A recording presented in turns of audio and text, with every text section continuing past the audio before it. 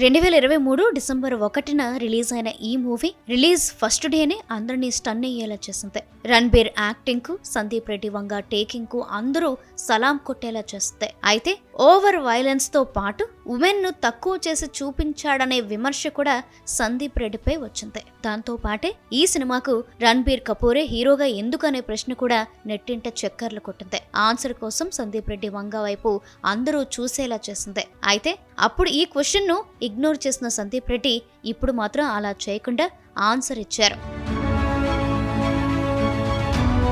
Recent గా ఓ ఇంటర్వ్యూకు వెళ్లిన సందీప్ రెడ్డి వంక యానిమల్ సినిమా కోసం రణ్బీర్ ను ఎందుకు ఎంచుకున్నాడనేది చెప్పాడు. ఈ సినిమా కథ రాయడానికి ముందు రణ్బీర్ కపూర్ ను ఎంపిక చేసుకున్నా అంటూ అసలు విషయం చెప్పాడు. అయితే కథ రాయడం ప్రారంభించే ముందు సినిమా లైన్ ను రణ్బీర్ కపూర్ తో ఆన్లైన్ లో పంచుకున్నా అన్నాడు.